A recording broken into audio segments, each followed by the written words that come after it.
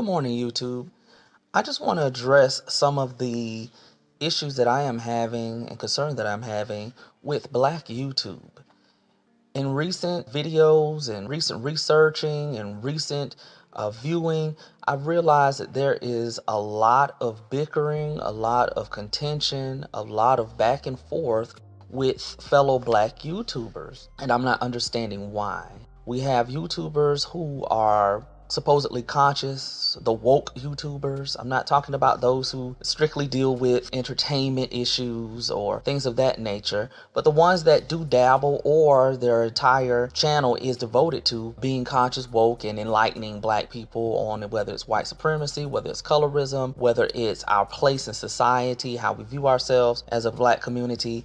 These are the channels that I'm speaking about. And I'm not sure why I am seeing all of this contention, all of this fighting amongst these channels when your goal is to be a beacon of understanding, of enlightenment, of intelligence, of education, and educating Black people on things that we may not be privy to, whether it's our history, whether there's things that are going on in other cities and states, how we should be looking at laws and ordinances, and how we're being demonized or ostracized in certain environments. And so if that's the focus, how did it devolve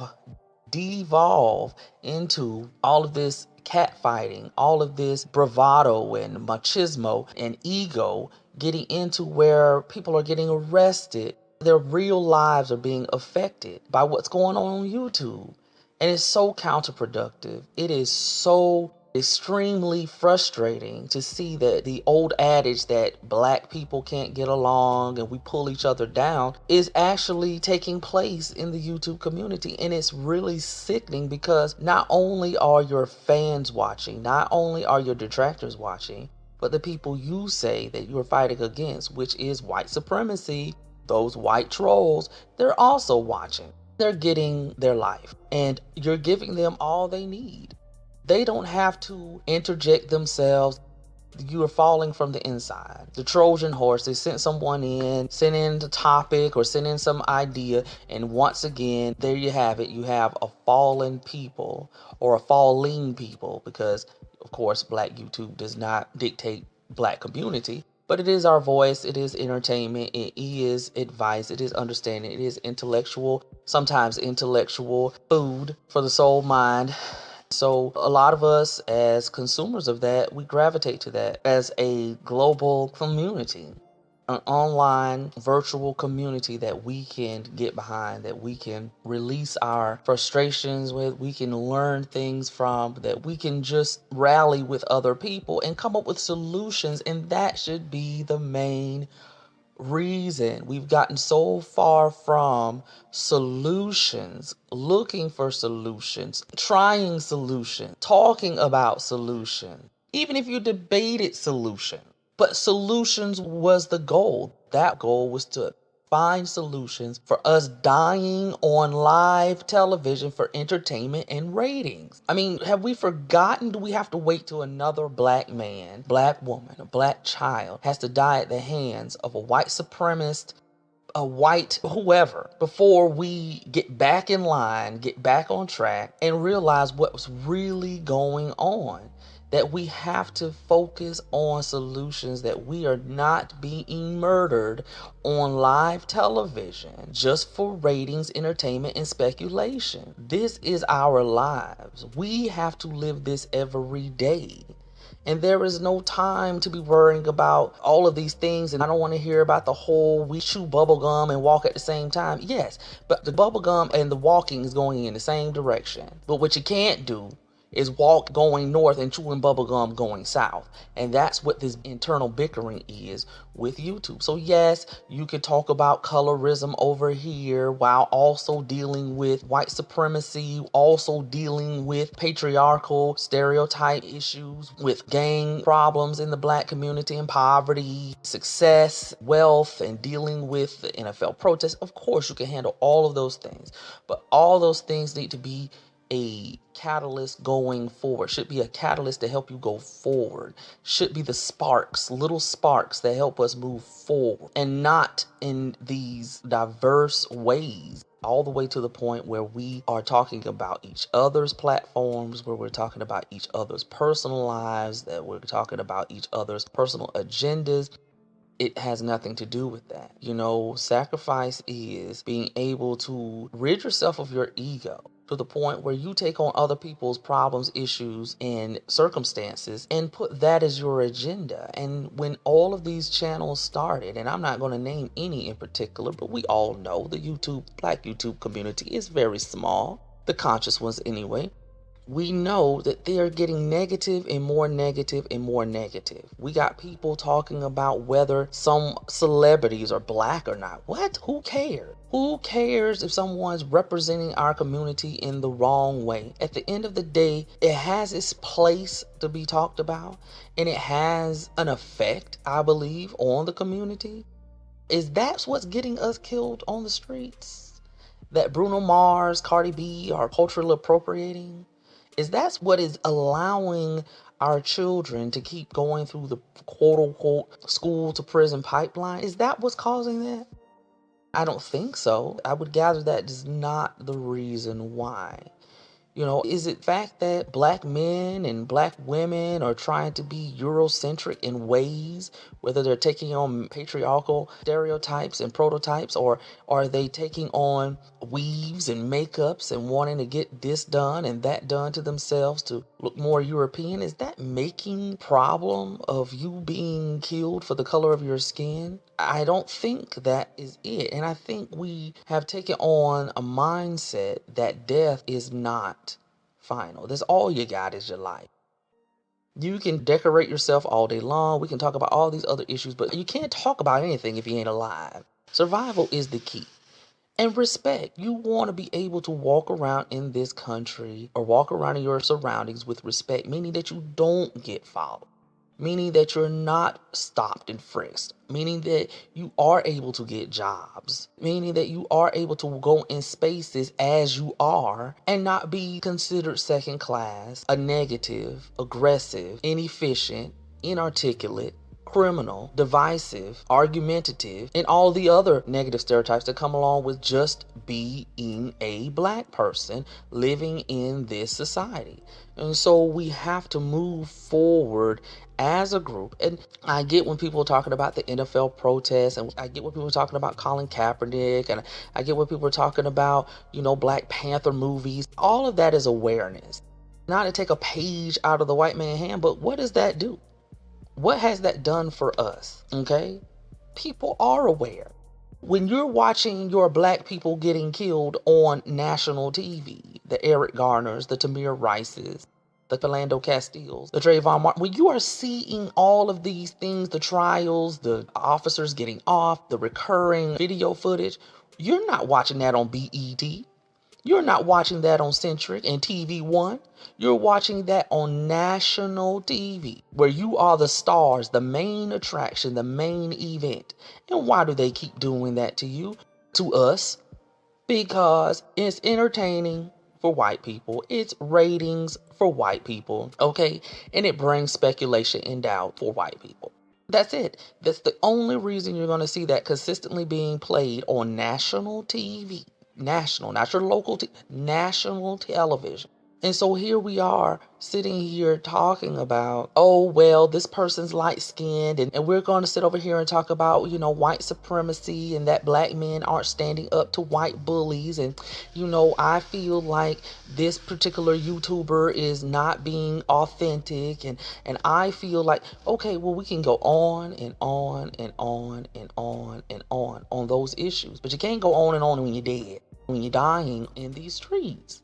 Talking about these sidestep issues, which hurt the community because you're bringing down your own community. All of these things affect from within. So where do we stand in white eyes? Because these people are the same people, whether they comment on your videos or not. Do you think the 40,000 views you got, the 10,000 views you got, 800,000 views you have, you think those are only black people looking at you? Do you think that that's all who's looking at Black YouTube? No, anyone can look at it and see the fracturing, see the divisiveness, see the discord that is running amok in our YouTube community. So we can say, yeah, I have promoted a podcast, I promoted a magazine, I promoted channels on other platforms, I have my own LLC that deals with these different types of topics.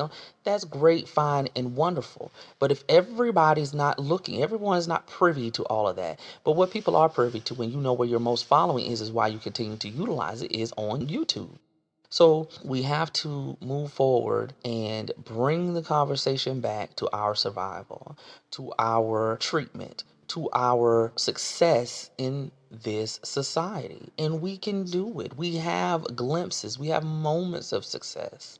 So boycotting our brothers, which is 70% African American, because of some kneeling, is not going to solve the problem, because the NFL can just as easily run off of being all white players. So they can get rid of the players, maintain a viewership, and continue the money roll. So your participation is not needed. Just because it is presently being used doesn't mean it is needed.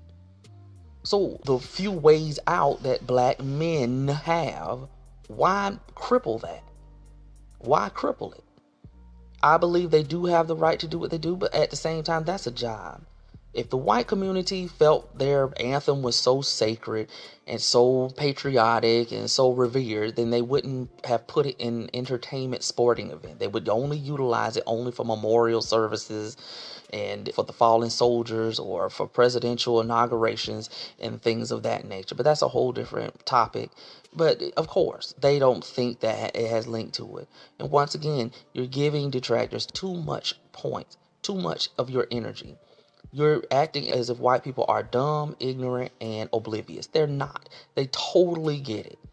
The point is they don't care. And you can't make someone care. You can't make someone care. Because if you can make someone care, then guess what? White people wouldn't have their kids being shot up in these schools, and mass shootings would have come to a screeching halt long time ago. But they're increasing, and they even have a debate within their own society, within their own group of culture, that white people killing white people in mass numbers. They are still divided on whether or not to control that situation. Not how to, but whether or not.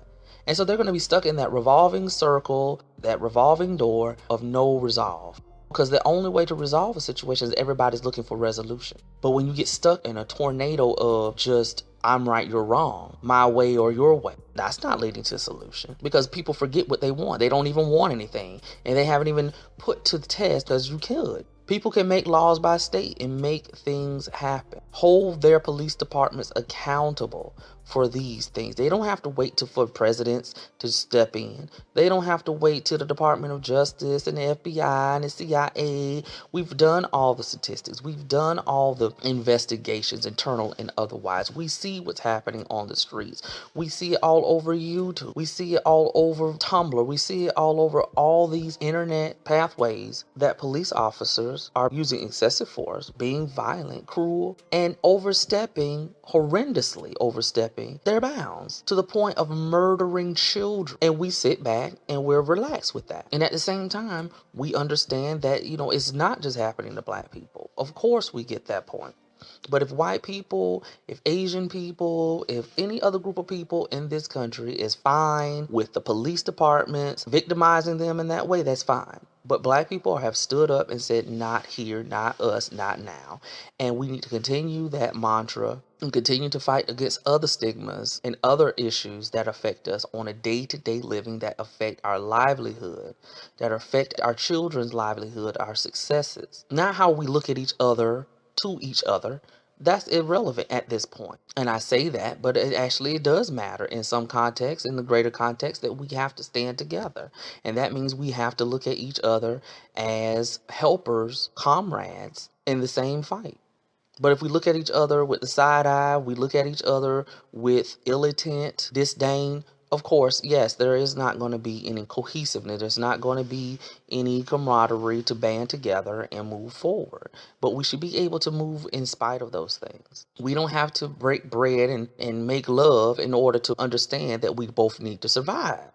That's the main point, and I wish that Black YouTube, in particular, the conscious and woke channels, would bring back the cohesiveness. Even if it's just the cohesiveness of your own channel, that you're not bickering with each other. Get back on track to finding solutions, empowering the people you need to empower according to your theme on your channel, and stay in line with moving us forward, that we don't have to pick and choose between this person and that person, this person and that person. We should be able to watch all of these channels, and that's right. That's considered walking and chewing bubblegum at the same time, because you know that you're getting different information from different viewpoints, but we're all headed in the same direction by taking on, even if it's challenging, taking on different causes, but all of those are headed toward solutions. Thank you for listening, and I appreciate you. One love, one people, one direction. Thank you.